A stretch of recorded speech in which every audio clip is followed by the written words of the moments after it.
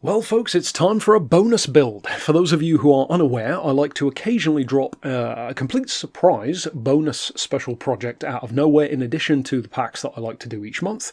This time it's another Signature series build, which again, for those who are unfamiliar, Signature is basically my own little fictional tuning company, if you will, within Gran Turismo, wherein I'll just build whatever car I feel like pretty much. But it's something which above all else is designed to be fun or interesting to drive or engaging and has more personality rather than just being the quickest thing around. And on this occasion, we're basing it on an Alfa Giulia, so in terms of personality, that's pretty much guaranteed. Now, I like to name them, of course, always as well. This one I call the Diavolo Verde, which is the Green Devil, as you'll probably guess, and it's kind of a combination of a couple of things. The livery, which of course I also did as well, you can grab it via the link below in the description, is a tribute not just to Alfa Romeo, but it's a tribute to a combination of Alfa Romeo's clover leaf, of course with the green hell as well with the Nurburgring, where we'll take it in a second, but also it's a tribute to just the olden days of racing, where you'd have these gorgeous, very minimalist liveries with like a different coloured front end and some just big white areas for race numbers, and of course you can see that's definitely going on here. In addition to, as the name suggests, my signature on the car as well. So in terms of the build, as you can see, it's 1,300 kilos, so a hell of a lot lighter, 628 points, so not too high, and 480 horsepower. So technically this is less powerful than it was to begin with, and that's also part of the reason why I built this. I wanted to build a version of the Giulia, and this is also why I took the rear wing off and converted it to the ducktail. I wanted you guys to experience what I consider to be a closer approximation of why I love the Giulia Quadrifoglio so much in real life and why I praised it so much in that episode of Beards and Cars wherein I reviewed it, because it's probably the best handling car I've ever driven, and I wanted to see if I could get the game to handle a bit more like it, so that was the end result here. Now in terms of the parts, of course you want your stage 1 weight. I've upgraded it from sports hards to sports softs for even more grip, but still of course technically on street tyres.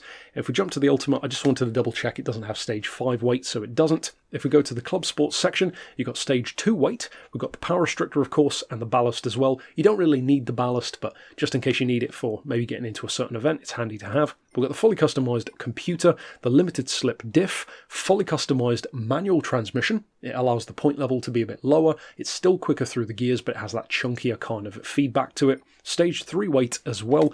As far as the racing stuff, we've got the race exhaust, mostly just for the sound really, and it looks good with the big old twin pipes. We've got the racing pads, the race suspension, the clutch and flywheel, and then for the extreme stuff, the hydraulic handbrake is more so just for the drift factor. We've got the steering angle adapter, usually for drifting, but it helps with the turn-in on corners as well, and I've gone for the carbon ceramic brakes, pretty much just because they look good, and because I like to paint the calipers on those and they look pretty nice. That's it as far as the parts though, so it's a pretty affordable one, and quite often you will find that my signature builds don't tend to be too crazy on price. I don't recall if this one has a wide body or not, so make sure that you double check via clicking the link to see if it does.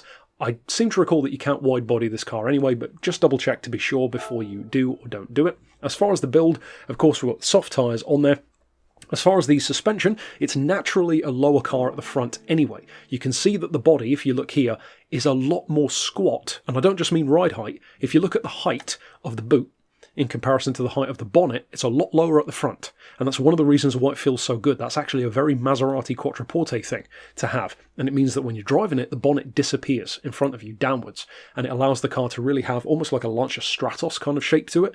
How you would imagine the Lancia Stratos would feel when you throw it into a corner, it's pretty much what it feels like. So that front end really dives into the corner, and the back end feels higher up and more planted, and it's a very unique experience between the Giulia and the Quattroporte. Those are the only two cars I've driven so far that really did feel like that. Now, as far as the suspension, again, to go back to that, we've got the ride height on 110mm, 135 in the back. Sounds crazy, but like you could see, it doesn't look overly high. As far as the anti-roll, that's on 4, 30 and 40 for the dampers.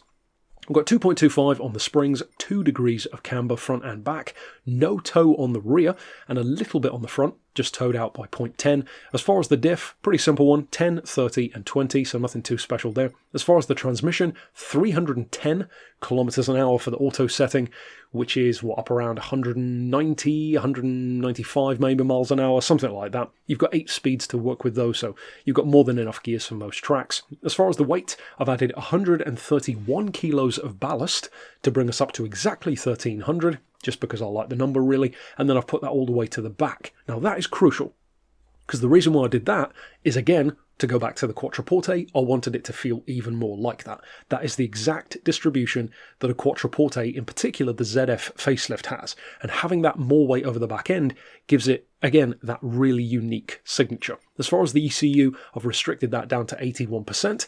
Again, because I'm not quite replicating a Quadrifoglio, but it's kind of inspired very much by the Quadrifoglio. So I wanted to have more like that kind of level of horsepower rather than the GTA. So I've reduced it down to 480, so pretty much like R35 Nissan GTR territory. And as far as the downforce, as I said, I've swapped it to the ducktail, so I've got that set as low as possible on the back, and it's got a set amount on the front. And over here, you can see all the other stuff that we've already fitted, so naturally all that remains, as the name suggests, with Verde in there, we've got to take it out to none other than the green hell to show you what it can do in practice. And being a signature build, like I said, it is all about the feel. Now, I'm not going to say that this will win every race you enter. I'm not going to say you will necessarily find it to be the best handling car you've ever driven, but it definitely gets a closer approximation to what the real Quadrifoglio felt like when I was driving it. If anything, this might feel just a tad heavier, but it's pretty close through corners. And obviously part of the reason why I'm sure it does feel a bit heavier is because I wasn't driving quite this quickly